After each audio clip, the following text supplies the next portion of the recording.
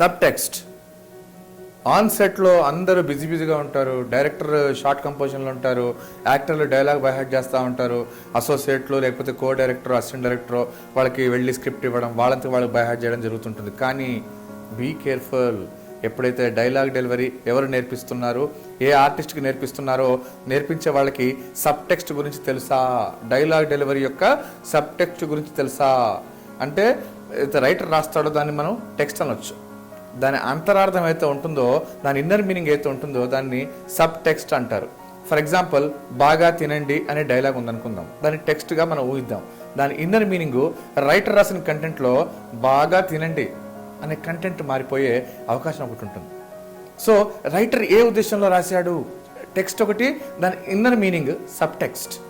So ఇది ఖచ్చితంగా direction టీమ్కో లేదా ఎవరైతే డైలాగులో ఒక ఆర్టిస్ట్కో ఒక హీరోకో నేర్పిస్తుంటారో వాళ్ళకి సబ్ టెక్స్ట్ గురించి ఖచ్చితంగా తెలిసి ఉండాలి. అందుకనే బిఫోర్ షూటింగే ఒకసారి రీడింగ్ ఇచ్చుకొని రైటర్ దగ్గర కానీ డైరెక్టర్ దగ్గర కానీ ఈ డైలాగులు నేర్పించే డైరెక్షన్ డిపార్ట్మెంట్ వాళ్ళు ఎవరైతే ఉన్నారో, co director, associate director, assistant director, దాన్ని క్షుణ్ణంగా రీడ్ చేసుకుని టెక్స్ట్ సబ్ టెక్స్ట్ క్షుణ్ణంగా పరిశీలించుకుంటే మనకు ఆన్ సెట్ మీద కానీ డబ్బింగ్ దగ్గర కానీ ఎక్కడ ఇబ్బంది రాదు. లేకపోతే సబ్ టెక్స్ట్ కానీ ఇన్నర్ మీనింగ్లు కానీ మిస్ అయితే సినిమా సీన్ కానీ డైలాగ్ యొక్క ఇంపార్టెన్స్ కానీ మారిపోయే అవకాశం ఉంటుంది. సో టెక్స్ట్ సబ్ టెక్స్ట్ అనేది చాలా ఇంపార్టెంట్.